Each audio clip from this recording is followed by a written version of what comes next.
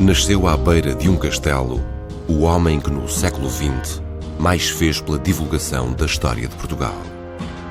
O castelo é o de Leiria e esse homem é José Hermano Saraiva. Era o já longínquo ano de 1919. É preciso dizer o que era Leiria nos anos 20. Eu nasci em 19. Leiria nos anos 20.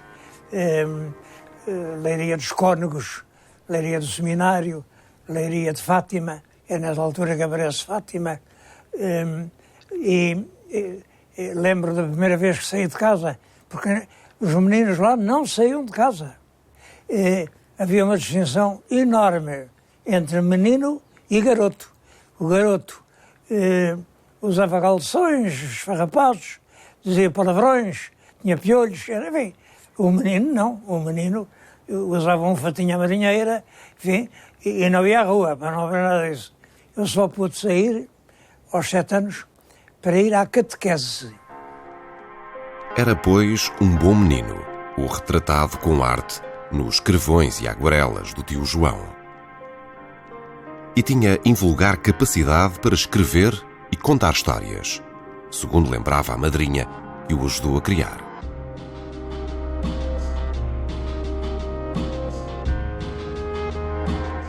Acho que tive uma infância normal, com um pai e uma mãe que eu adorava, e com 5 irmãos. Nós éramos 6. Éramos todos muito amigos, e essa ideia de que todos éramos irmãos, essa ideia extrapolou da família para o mundo. José Hermano Saraiva é o quarto dos 6 filhos de um homem que começou como marçano, mas se tornou professor de História, escreveu livros e chegou a reitor de liceu. Aos 6 anos, já ajudava o pai a medir e desenhar a planta do castelo.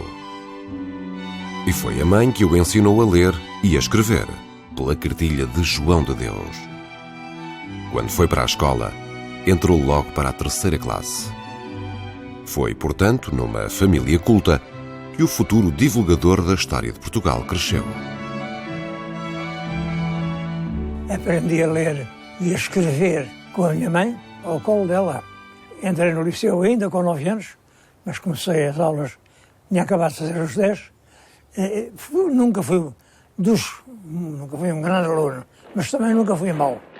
As circunstâncias da sua juventude foram as do Portugal onde se estabelecia a disciplina do Estado Novo, depois da agitação política e social da Primeira República. Amigo do ar livre, o jovem José Hermano torna-se primeiro escoteiro. Em vésperas da Segunda Guerra Mundial, voluntaria-se para a mocidade portuguesa, num mundo que então se dividia em bolchevismos, fascismos e nacionalismos.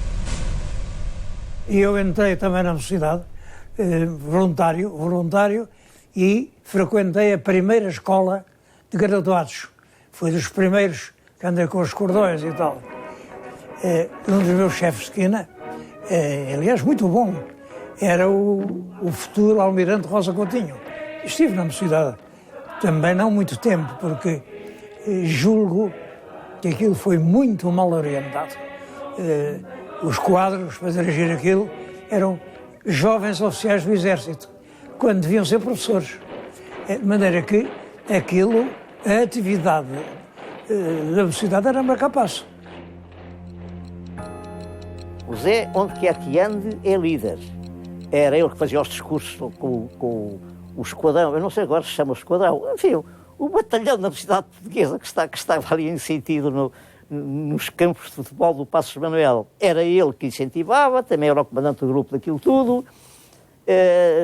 Na faculdade, ele foi o presidente da Associação Académica, fundou um jornal que era a Quinzena Literária, que aliás era um belíssimo jornal académico, que publicou 4 números, depois não teve dinheiro para publicar mais. Enfim, onde quer que fosse, foi o líder.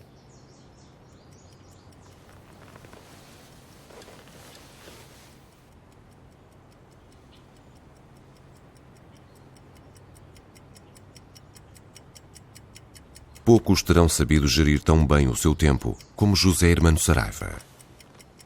Durante toda a sua vida, nunca parou de pensar, escrever, fazer e dizer. A vocação para falar em público surge-lhe cedo. Faz o seu primeiro discurso formal aos 15 anos no Conservatório Nacional. Nunca mais deixa de encantar audiências. Desde garoto, eu adorava subir para uma cadeira e fazer um discurso. Recordo-me que quando estava no Liceu de Leiria, portanto no terceiro ano, os colegas elegeram-me para fazer o discurso de saudação aos antigos alunos. Depois, na tropa, em Penafiel, o batalhão elegeu-me para fazer o discurso do fim do curso. Havia uma festa, uma parada, e um tinha que falar. Escolheram a mim.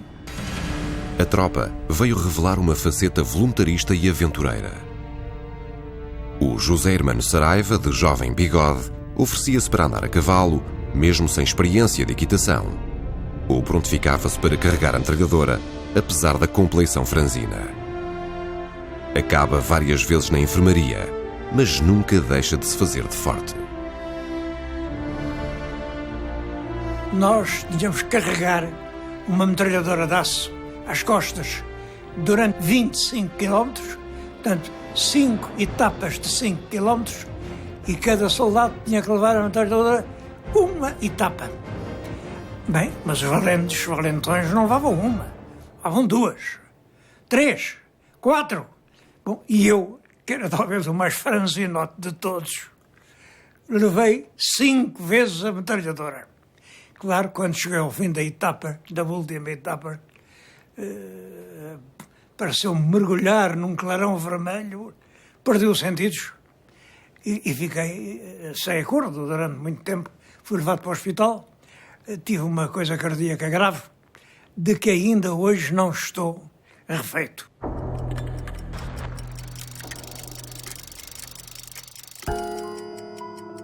Também na Faculdade de Letras dá nas vistas, mas não é convidado a dar aulas na universidade como as suas notas justificariam. Licencia-se em História em 1941, mas resolve logo estudar também Direito. Tudo por quase ter andado à pancada com um professor que o quis estender num exame. Um certo professor, que sempre me tinha dado notas muito altas, 18, 19, faz-me um exame odioso, perguntando coisinhas ínfimas. Olha lá como é que se chamava o cedro que ficava diante do Palácio do Rei Salomão. Não sei, coisas assim. Eu não sei lá. É pena. A terceira pergunta, diz eu, não, agora quem responde é o senhor. Porquê é que o senhor andou a dizer aos meus colegas, toda manhã, que me ia estender?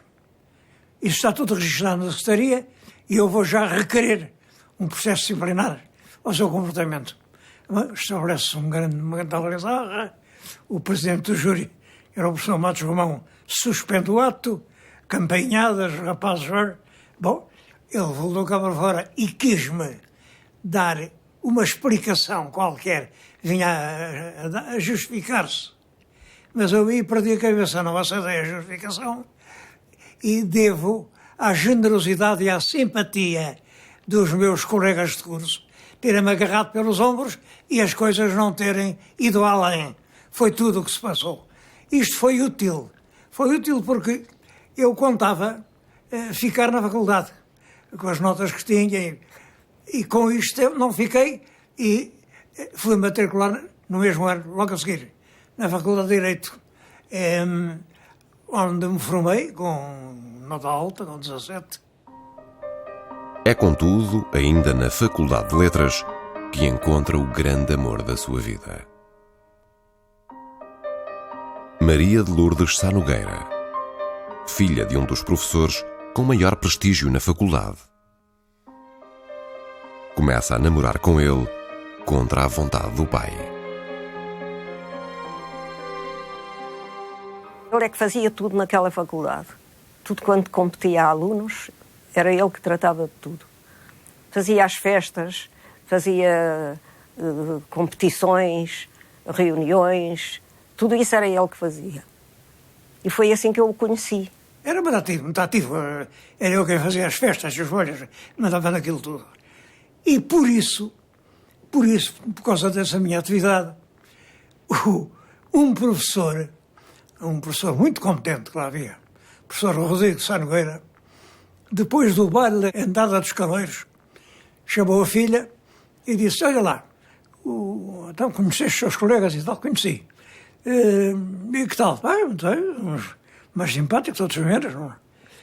Olha, há só um com quem eu não te queria que tu tivesses qualquer contacto. Não lhe fales. É um tal Saraiva. Tem a mania que manda disto tudo, tem a mania que a faculdade é dele e, portanto, tu com esses, fazes favor, não tens ligação nenhuma. Bom, quer dizer que isto foi bastante para ela, no dia seguinte, vir falar comigo. Casam-se 5 anos depois, terminados os estudos. Um casamento modesto, porque Portugal vive as privações da Segunda Guerra Mundial. A lua de mel será em casa do avô materno, na aldeia das Donas. Mas é muito lenta a locomotiva que os leva à Cova da Beira, por causa do fraco carvão da época. O casal resolve por isso apiar-se em Alpedrinha e atalhar caminho pela Serra da Gardunha. Neva e faz frio, mas ali começa uma aventura que ainda persiste. Tinha caído um nevão enorme e nós tínhamos de subir a serra e depois descer para o outro lado para darmos a volta e vir para as Donas. Bom, estava tudo coberto de neve e ainda para cima havia um nevoeiro muito denso que não deixava uma pessoa saber onde é que estava. Porque não se via casa nenhuma, não se via aldeia nenhuma, nada. Íamos subindo.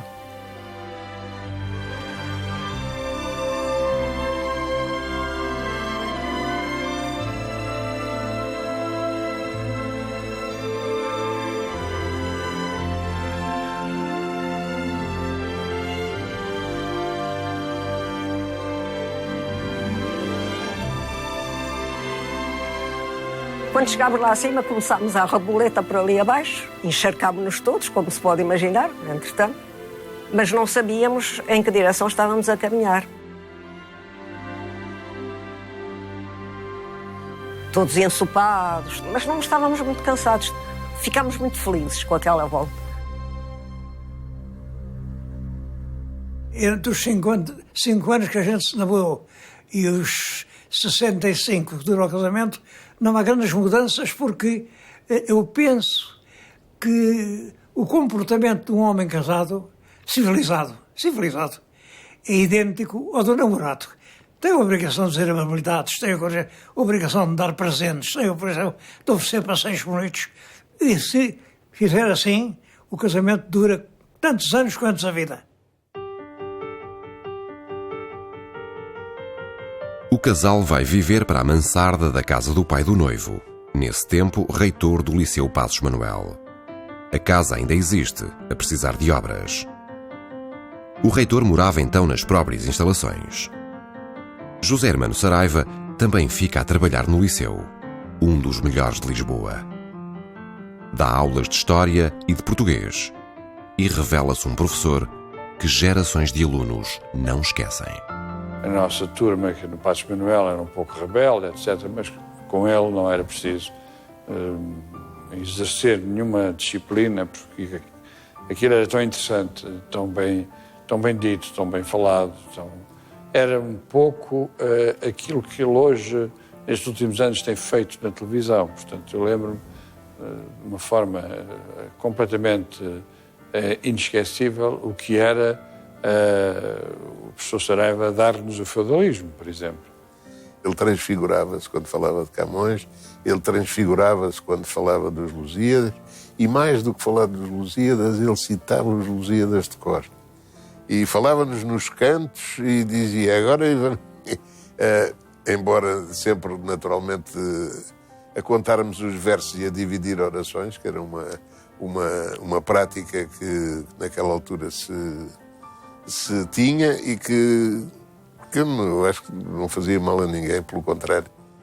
A imagem do professor Saraiva naquela aula do Passos Manuel, virada para o pátio exterior, a dar-nos aulas de História, e nomeadamente porque parecia um filme em funcionamento, que era o feudalismo. Tivemos aquilo tudo, enfim, até comprávamos livros estrangeiros para poder ler as coisas. Foi de facto um professor nos cativou imenso para aquela disciplina e como pessoa, com o seu estilo pessoal, que ainda hoje tem, mas nunca foi um professor que a gente, com a irreverência própria da altura, pudesse gozar, não é?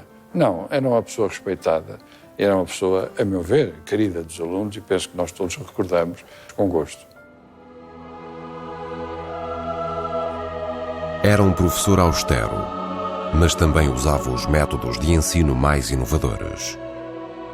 Eram, por exemplo, os próprios alunos que faziam o seu compêndio, que ele depois mandava encadernar.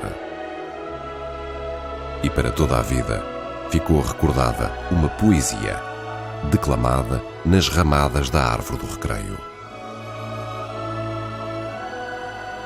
Um dia, lembro-me que tivemos uma aula nos jardins do liceu. Essa aula foi feita numa árvore, uma árvore gigantesca que existe lá nos jardins, em que cada um de nós ficava pendurado num galho dessa árvore e recitámos uma poesia muito bonita, Os Ninhos, do Afonso Lopes Vieira, que era mais ou menos assim. Os passarinhos tão engraçados e, na outra ponta do galho, respondeu o outro aluno, fazem os ninhos com 1000 cuidados.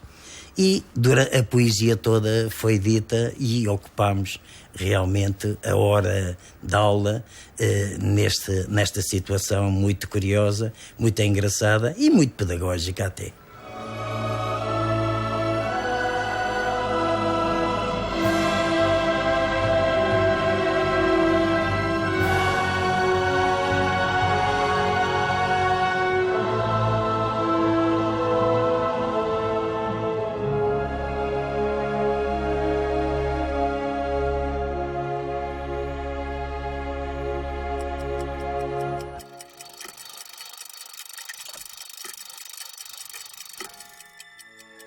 José Hermano Saraiva torna-se um homem de família. O primeiro filho nasce no fim do ano de 1945. Nasceu um rapaz chamado José. Telegrafa ao irmão, que estava em Paris, glosando um nome comum na família. Os outros 4 filhos do casal seguem-se-lhe com poucos anos de intervalo. E é um pai atarefado, mas presente. Era um grande companheiro. Ajudava-me a fazer os carrinhos de esferas, as espadas para brincar, de pau. E ajudava-nos as perguntas de história. Claro que não desenvolvia os temas, porque era um miúdo na primeira classe, segunda classe, ia fazer perguntas ao pai e o pai não o chateava. Não.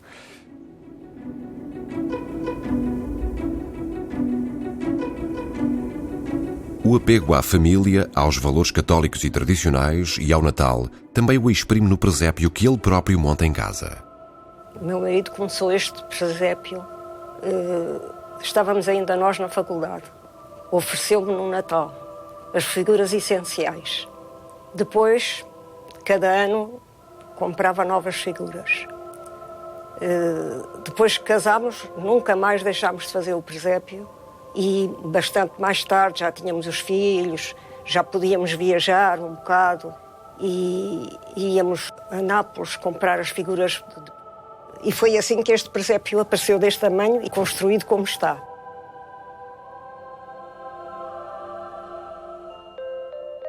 O professor de liceu torna-se também um advogado de sucesso. Só defende causas em que acredita. Faz seu um mote da mensagem de Fernando Pessoa. Deu-me Deus seu Gládio, porque eu faço a sua santa guerra.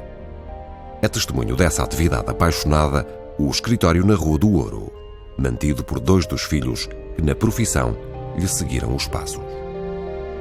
Olha, quando eu escolhi a minha profissão, o meu pai era advogado. E a maneira como ele praticava a advocacia surgia a meus olhos como a melhor maneira de lutar pela justiça. O que eu vi o meu pai fazer foi um corpo total com os clientes e lutar pelas causas dos clientes como por uma causa própria sua. Vivê-las como causas suas, com uma total identificação moral com o cliente. E isso pareceu-me importante, lutar realmente por aquilo que ele considerou como sendo verdade e sendo justiça. e essa luta pela verdade. Parece-me que hoje, passados estes anos todos, penso que lutar pela verdade é uma luta cada vez mais atual. O advogado José Saraiva não hesita em defender casos ao tempo politicamente incorretos. É o que sucede, por exemplo, no julgamento de Henrique Galvão, ou no do humorista José Vilhena, ou ainda quando no temido Tribunal Plenário defende com Mário Soares um sobrinho acusado de atividades revolucionárias. Participei num julgamento, que me lembro muito bem, que foi um julgamento em que era um dos réus um sobrinho dele. E lembro-me desse julgamento que foi feito no plenário, com as dificuldades que havia, com a PIDE ali sempre a observar todas aquilo que nós dizíamos, e dizíamos coisas contra o regime, como é evidente, e os juízes e toda a gente, e que muitas vezes a gente passava rapidamente de advogado a réu também, como aconteceu a mim várias vezes. O advogado de sucesso abraça entretanto também a carreira política. O seu primeiro ato nacional é conseguir comemorar os 700 anos das Cortes de Leiria. O homem público quer reconciliar os portugueses com a sua história e recuperar décadas de atraso. Em 1957, torna-se deputado da União Nacional pelo Círculo de Castelo Branco. E é um deputado ativo que tanto irrita o regime com as suas propostas de revisão constitucional, como faz o elogio do Estado Novo. Dr. José Saraiva, 28 de maio, se como movimento revolucionário pertence ao passado, como atitude do espírito pertence ao presente, e eu creio que é desejo de todos nós o de que pertença também ao futuro. Meio século depois, continua a ser um eloquente defensor do antigo regime. O antigo regime era realmente uma grande nação. Éramos o terceiro império do mundo, um país a progredir, um país sem dívidas, um país sem desemprego, é evidente que eu tenho muito orgulho em ter servido esse regime que fez de Portugal durante 40 anos uma nação progressiva, enfim, prestigiosa, uma grande nação europeia. José Hermano mantém valores que a extravasam para lá da política.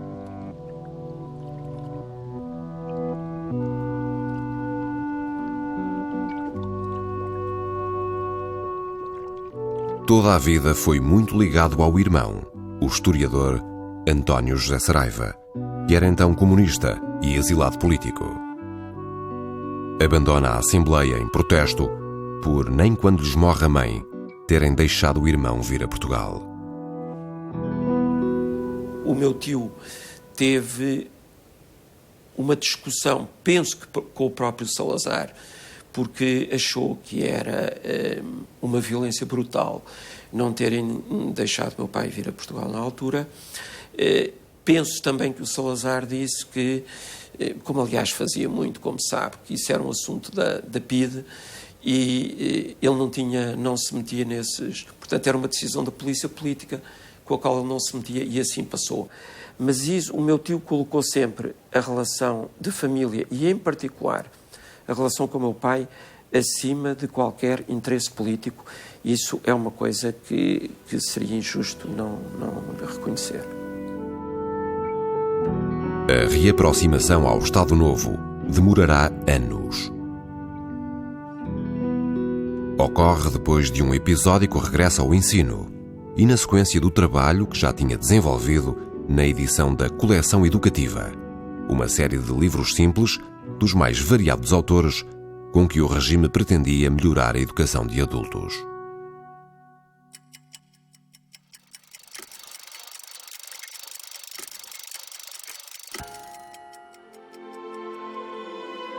Em 1966, é nomeado procurador à Câmara Corporativa. Ali redige um parecer sobre o Plano de Fomento Educativo, que é, na verdade, toda uma proposta alternativa aos projetos do governo para a educação. É também ele que, nos 40 anos do golpe militar do 28 de maio, faz um discurso que quase leva Salazar às lágrimas. Estas pessoas que vieram, não vieram só para ouvir, vieram também para dizer. A mensagem que elas trazem, e que eu não quero mais retardar, temo-la sentido crepitar nestes aplausos, temo-la sentido vibrar no sentimento de todos, é a mensagem de uma infinita gratidão àquele a quem devemos a paz, a independência verdadeira, a nova grandeza da pátria. Mais de 4 décadas depois deste discurso, José Hermano Saraiva mantém a melhor opinião acerca de Salazar. Este homem, muito jovem, praticamente posto-formado, vem para o governo, domina todas as pastas, é nomeado chefe do governo, fabrica o regime, porque o regime foi ele que o inventou, faz uma Constituição de 33, e sem ter uma força, um exército, uma fortuna, uma família, um partido, sem ter nada, ele sozinho, pela sua força de caráter, dominou o país durante quase meio século. E ao morrer estava na miséria. Eu julgo que não há na história da Europa outro caso assim. É um caso espantoso. Pode-se dizer, o meu resumo para o Dr. Salazar era este. Foi realmente um ditador. Mas foi um ditador santo. Era uma hipótese que nunca se tinha posto. O ditador é sempre um bandido. Aquele não era bandido, era santo. Está-se já em 1968, quando José Hermano Saraiva é inesperadamente chamado ao Forte de Santo António da Barra, em São João do Estoril, a residência de verão onde Salazar se isolava. Apesar das suas objeções, é convidado a pôr em prática o seu plano para a educação nacional. Estava sentado numa cadeira com uma manta de viagem pelos joelhos. Era verão, isto era junho ou julho. E fez-me o convite, uma conversa muito serena, sobre... Ele já tinha de mim uma boa ideia por causa de uma coleção de livros que eu fiz para o povo ler. E disse-me que me considerava a mim um grande professor e que era nessa qualidade e para realizar aquele plano que me convidava para o Ministro da Educação. Os arquivos da RTP guardam horas das visitas país fora do Ministro José Hermano Saraiva. Nunca se tinha visto um Ministro da Educação tão mediático e ativo. Ele diz que foi o ano mais longo da sua vida. Quer modernizar atrasos de décadas e lança bases para mudar a pedagogia, os estágios, os liceus, criar saídas profissionais através dos institutos politécnicos. Faz um plano nacional de leitura e aumenta os professores primários. Ele contribuiu de maneira decisiva para diminuir, não direi para anular completamente, não assim, a falta de educação, de largas escalas de miúdos, como nós éramos na altura, não é? Analfabetos. Saraiva foi o primeiro que fez uma grande campanha contra o analfabetismo e conseguiu resultados. O Dr. José Hermano Saraiva, no seu gabinete, recebia toda a gente. Fazia pequenos discursos no seu gabinete excepcionais. Há um outro aspecto que eu não posso deixar de mencionar, é que nos obrigava aos secretários, aos subsecretários, a trabalhar valentemente, não é assim, sem horários, não assim, sem uma imposição de tempos das tantas às tantas, não. É preciso fazer isto. E nós fazíamos. Eu tinha a preocupação de que os professores do ensino primário estavam extremamente mal pagos. E era preciso dar-lhes uma... Bom, reuni os meus 2 subsecretários e os meus diretores gerais. Ver isso. E recordo-me que um deles disse: o senhor é o primeiro a tentar resolver esse problema. Isso, todos os ministros têm pensado nisso, não é? Bom, e eu, que era nessa altura um fumador inveterado, disse: mas a gente às vezes tem a solução diante dos olhos e não a vê. E o que eu vejo diante dos olhos é o meu cigarro a arder. Um cigarro, a solução diante dos olhos. Digo para um dos secretários: olha, ligo-me lá para as finanças quantos milhões de maços de cigarros se vendem por ano. Então, era uma quantidade muito grande, mas que, aplicando 5 tostões a cada maço, dava uns milhões de contos, que me permitia subir os ordenados dos professores em 2 ou 3 graus. Foi uma subida grande. José Hermano Saraiva só assiste a um Conselho de Ministros com Salazar, que o alerta para a iminência de um maio de 68 em Portugal. Depois, o ditador cai da sua cadeira e é internado no Hospital da Cruz Vermelha. José Hermano está em primeiro plano no corrupio de potenciais sucessores. E permanece como ministro no governo de evolução na continuidade de Marcelo Caetano. É ele que reconduz a direção eleita pelos estudantes da Associação Académica de Coimbra, até aí dirigida por comissões administrativas nomeadas pelo governo. Nesta hora da história portuguesa, os jovens têm uma grande palavra a dizer. Esta grande nação que nós queremos ser e que nós havemos de ser, são vocês, porque são jovens, que a hão de construir com as vossas mãos, com o vosso esforço, com a retidão das vossas intenções, com a vossa verdade, com a vossa lealdade. Mas os seus apelos à lealdade dos estudantes universitários vão cair em ouvidos moucos. Não é mais possível reprimir o descontentamento estudantil.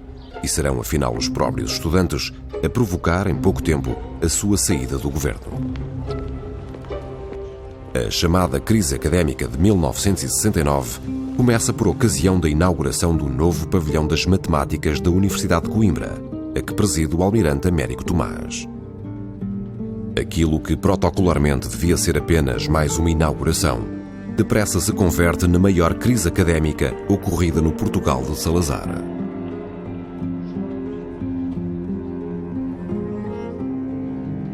O momento dos discursos solenes é aproveitado pelo presidente da Associação de Estudantes, o depois ministro socialista Alberto Martins, para pedir para falar em nome dos estudantes da universidade.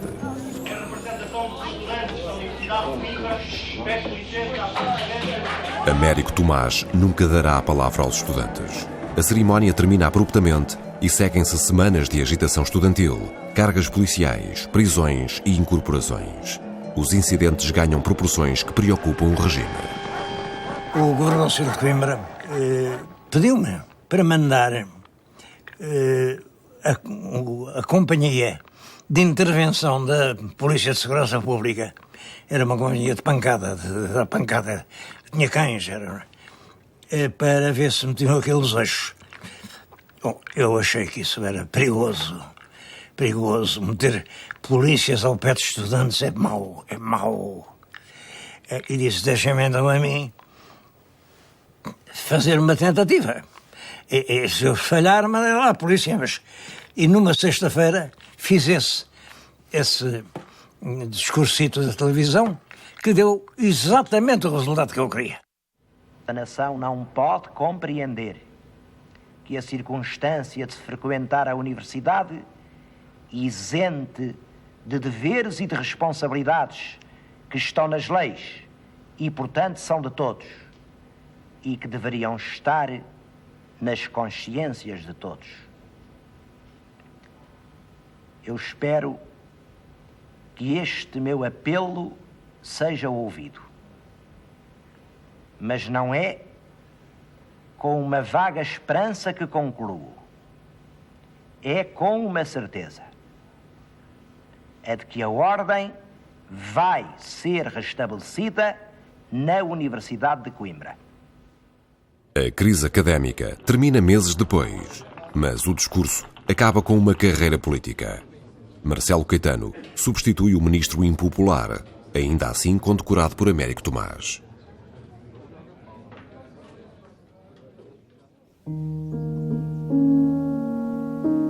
José Hermano Saraiva retira-se para o seu Monte Parnaso, a residência das musas, como chama a sua casa.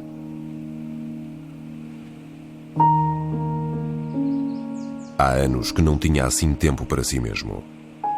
Ele próprio planta em Palmela as suas árvores, partindo a golpes de marreta a rocha calcária. Aqui faz construir uma casa que também concebe, desde os alicerces à decoração. Conta só com a colaboração do seu irmão Fernando para os cálculos de engenharia. Revela-se uma insuspeita vocação de arquiteto. Era um arquiteto brilhante, não tenho dúvida nenhuma que sim. Esta é a ideia que eu tenho do meu irmão Zé. Qualquer profissão que ele tivesse seria sempre brilhante nessa profissão. Não tenho dúvida nenhuma a esse respeito. A minha intervenção naquilo foi mais de calcular uma laje aqui, um pilar acolá, mas de resto a concepção arquitetónica da casa e a decoração, que aquilo é uma casa que é um misto de arquitetura e decoração, é exclusivamente dele. Porque foi a imaginação dele que fez aquilo.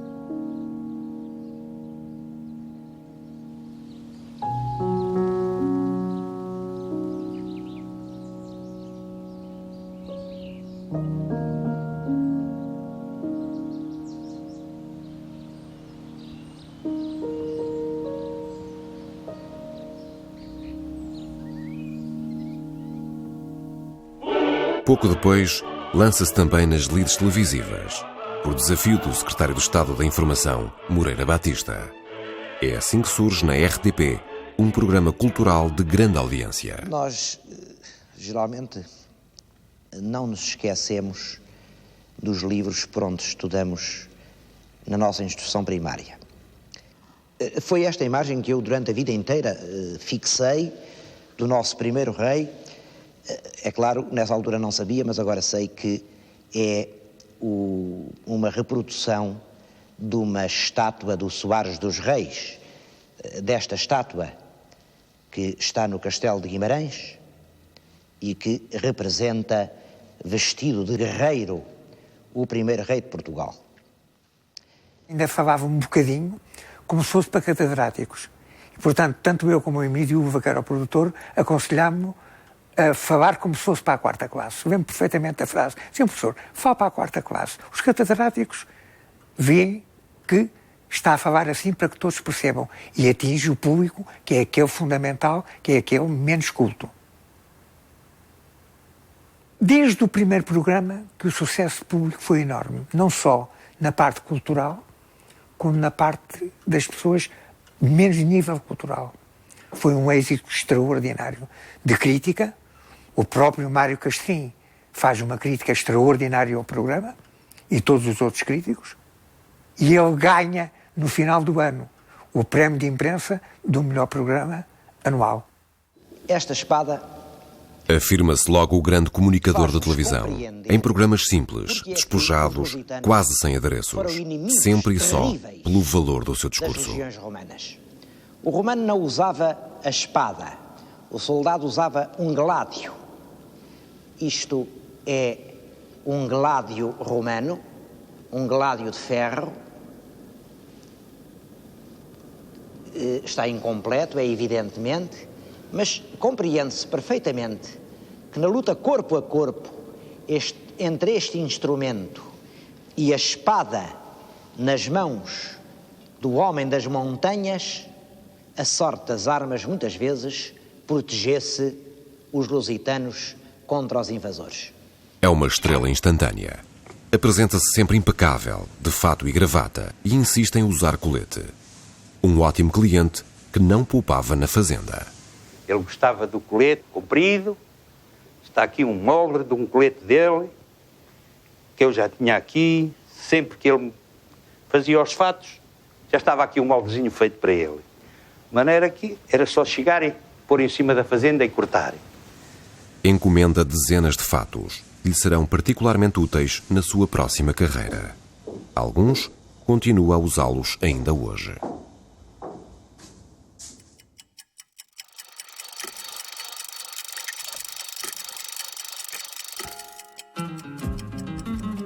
O êxito televisivo apenas é interrompido por uma missão diplomática. Marcelo Caetano nomeia o embaixador. No Brasil, então governado pelos generais, cumpre-lhe defender a guerra colonial. O governo autoritário e nacionalista do general Ernesto Geisel quer ter um papel mediador em África e ambiciona criar uma grande comunidade luso-afro-brasileira. Também nessa altura, salva pela primeira vez os Gilianes. Aproveita para a embaixada flutuante o antigo navio Hospital dos Bacalhoeiros. 2 décadas depois, será ainda ele um dos que resgata pela segunda vez da sucata o atual navio-museu. E é ainda no Brasil que o 25 de Abril o surpreende madrugada alta, mas depressa se adapta às circunstâncias. Logo de manhã, dá uma entrevista para tranquilizar a grande comunidade de imigrantes portugueses. Estava a dormir, telefona-me um diplomata americano a dar uma notícia, mas uma notícia alarmante, a dizer que uma violenta revolução, Lisboa em chamas, bombardeamentos, sangue, mortos, diabo. Bom, eu tentei confirmar a notícia, mas as notícias eram muito, muito, muito aterradoras. E eu resolvi inventar a minha verdade. E reuni os portugueses de manhã, logo de manhã, às 9 da manhã, e disse que se passou foi uma simples mudança de governo, todos os países mudam, e não há incêndios, não há feridos, não há bombas, não há mortos, não há nada. Há amizade, que sempre houve entre portugueses são irmãos, portanto todos podem estar descansados. Eu bem que não estava descansado a dizer isso, porque não tinha a certeza de que isto fosse verdade. O Brasil é um dos primeiros países a reconhecer o MFA. No mesmo telegrama em que o comunica a Lisboa, José Hermano Saraiva põe o lugar à disposição. Quando é mandado regressar, não sabe se vem para ser preso ou pior.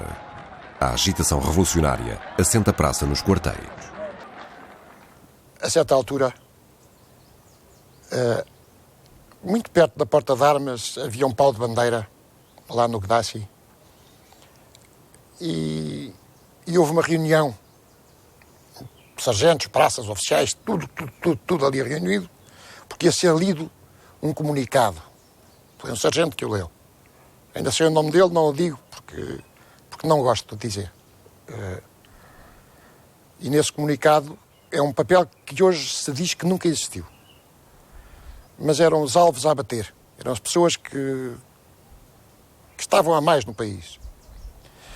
Esse papel foi lido, havia muitos nomes que eu conhecia, outros que não sabia quem eram, só que entre eles estava o nome do meu pai. Eu fui falar com o Rosa Coutinho, meu colega de sempre, e contei-lhe a história. E ele diz-me, olha, Fernando, eu acho que o teu irmão devia sair daqui, porque nós não controlamos essa gente. Quer dizer, nós não podemos controlar que ele de repente lhe assaltem a casa e façam qualquer coisa. Não é possível neste momento controlar isso. De maneira que ele saía de casa, ia para um sítio qualquer discreto para ver se esta onda passa.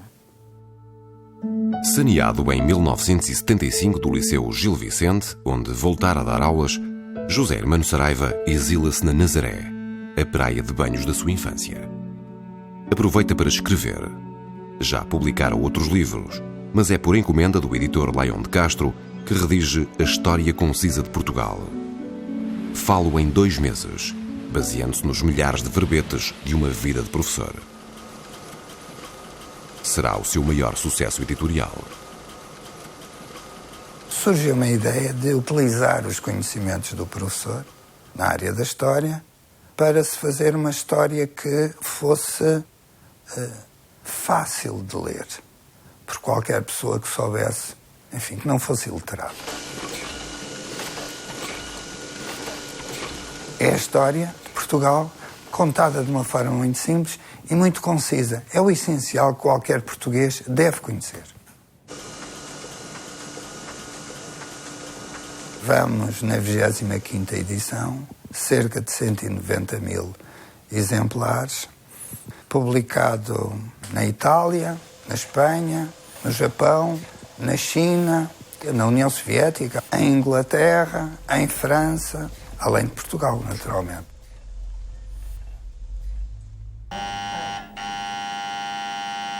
Só regressa à televisão em 1978, já com 59 anos. Falo através de um programa a que significativamente chama Gente de Paz. Por detrás desta epígrafe, Gente de Paz, está um velho costume aldeão, todos sabem, e ainda hoje isto acontece. Nas nossas aldeias, quando de noite vêm as pessoas pelos caminhos, às vezes transidas de frio e de fome, e procuram um abrigo num casal perdido nos caminhos, batem à porta e, como não têm nome para dizer, não são conhecidas, não podem dizer sou fulano, sou cicrano, batem e dizem de fora. Quando perguntam quem é, Gente de Paz. De facto, o professor Germano Saraiva impunha-se pela qualidade da sua comunicação, do seu saber, da sua versatilidade enquanto figura da televisão, a falar do nosso património, da nossa cultura, da nossa identidade. Interpelava muita gente exatamente por esse aspecto importantíssimo que tem a ver com o mais íntimo de nós. E penso que, ao fim de pouco tempo, já estava completamente aceito por toda a gente e penso que não me enganei ao propor a contratação dele, que de resto foi logo aceito pela administração, porque foi dentro de uma intenção de reforçar a componente cultural dos programas da RTP. Creio que foi o único ponto que ao longo de 30 e tal anos se manteve até hoje com um interesse cada vez maior por parte do público. Portanto, eu creio que isso foi uma aposta ganha.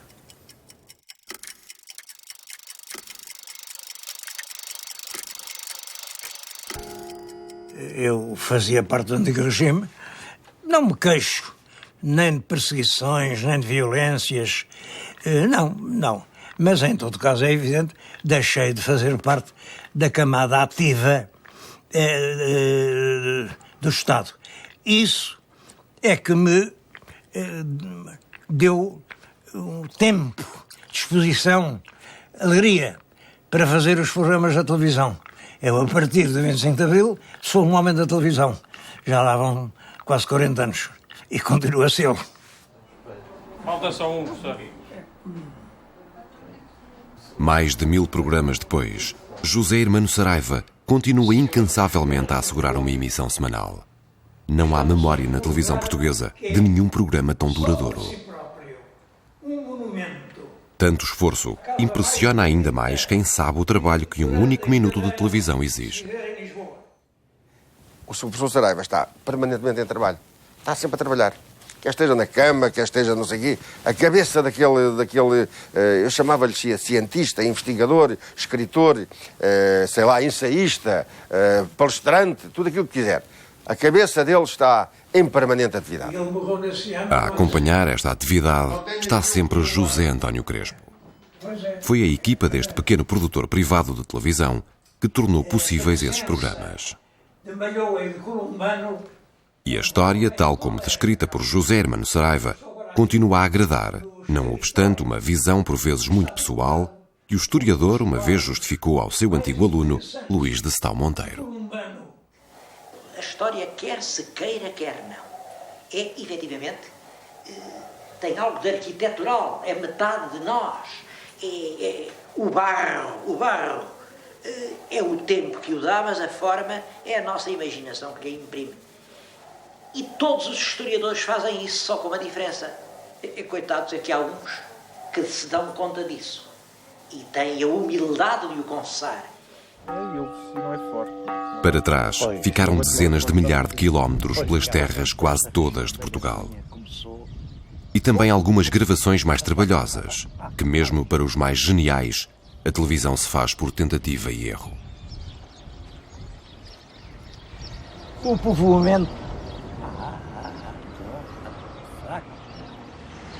Só desde que adoeceu gravemente há alguns anos é que o professor Hermano Saraiva recorre a notas escritas. Até aí, fazia os programas todos de memória, baseando-se em muito trabalho de pesquisa prévia. Preferia até improvisar para ser mais autêntico. E era perfeitamente capaz de fazer mais uma gravação à hora do jantar, ou até no decorrer do mesmo, como aconteceu, por exemplo, em Mirandela, a dar a conhecer a história da famosa alheira. A grelha transmontana da alheira. Isto é muito curioso. Porque esta alheira está ligada ao drama dos judeus. Como sabem, os judeus não podiam comer carne de porco. Está bom.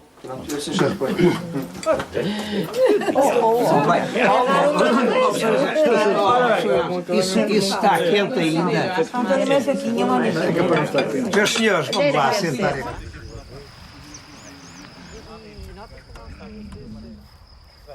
José Hermano Saraiva manteve também sempre a coragem para concretizar filmagens mais arriscadas. Agora não sai dali o gado. Poxa, o professor ali é bom. Como, por exemplo, a enfrentar o gado barrosão. E até virar-lhe as costas face aos imperativos da Câmara, durante estas gravações em Montalegre, quando já contava mais de 80 anos. E há uma coisa que eu não entendo. Pelo professor tenho paixão, porque a relação que eu tenho com ele é visceral, é profunda, é antiga, ele faz-me companhia, embala-me e, sobretudo, cultiva-me, porque de cada frase dele encerra uma portazinha para abrir, para se descobrir mais qualquer coisa, para se ir à pesquisa de outra realidade qualquer. E é isso que é estimulante nele. Isto, aliado ao facto de eu imitar ao longo da vida e cada vez melhor, porque ultimamente não há espetáculo nenhum em que eu não falo nele. Em qualquer terra onde eu estou, arranjo sempre maneira de dizer o que é que o professor diria se lá estivesse. É sempre um momento encantador. Em qualquer terra onde tenha ido, José Hermano Saraiva demonstrou também uma sagacidade de jornalista veterano. É sempre em loco que consegue recolher aqueles detalhes que não vêm nos livros e que só os naturais da terra conhecem para colorir o seu discurso. Ferreiros do Dão. Ferreiros. Conservou sempre a curiosidade intelectual do professor, a vontade de descobrir e contar uma parte da história que nunca tenha sido contada antes. Não há lei à esquerda? Essa determinação para escalar montanhas, se preciso fora, para alargar os horizontes do conhecimento, marca todas as emissões. Ao longo dos anos, o seu programa mudou várias vezes de nome.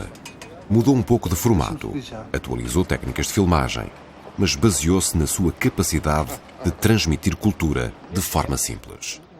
Sempre sem deixar esmorecer a atenção dos espectadores e sempre como se os anos não lhe pesassem. Eu aqui há uns anitos, em Palmela, dia de mercado, atravessava a praça e estavam lá assim umas velhotas, que é evidente que conheceram-me da televisão, e estavam-me a acompanhar assim com os olhos cheios de simpatia e queriam dizer qualquer coisa agradável. Mas não sabiam o que haviam de dizer. E eu ainda esperei assim, ouvir o elogio pelas costas, mas já ia longe e ainda as ouvi dizer uma para a outra. Ele é como ao vinho do Porto. Ora, eu já gostava muito de vinho do Porto, mas assim ainda gosto mais.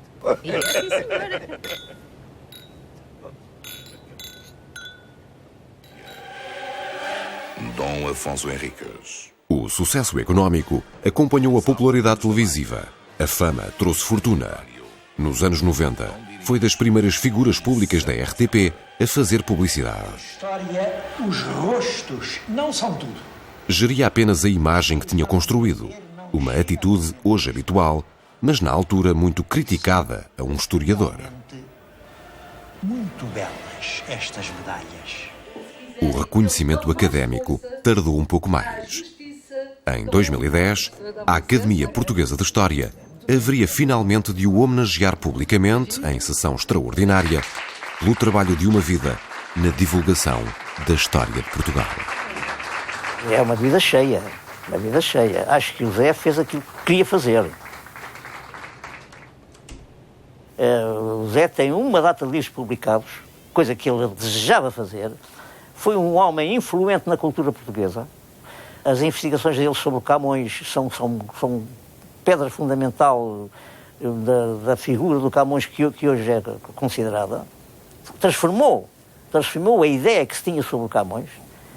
Quer dizer, o Zé é um homem que somou sobre a vida toda êxito sobre êxito.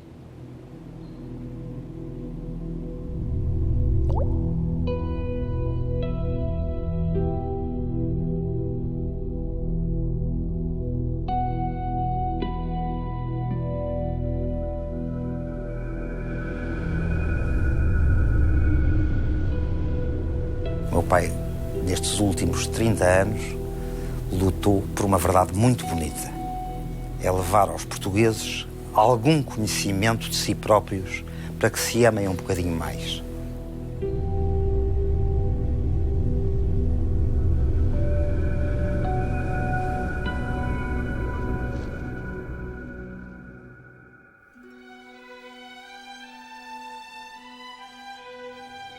Constituí uma família como gostava, fiz uma casa como gostava, publiquei livros como gostava. Só tenho amigos, eu não tenho inimigos. A ideia da morte realmente é a meta da chegada. É uma meta de chegada. Para o corredor, avistar a meta é uma alegria. Estar perto da meta. Se realmente durante a corrida a gente não cometeu nenhum erro, se a gente vai chegar à meta na hora certa, eu com 91 anos que tenho, penso que já é a hora certa e, portanto, é com alívio, com uma certa alegria que penso, claro, com saudade de todos os que aqui deixo.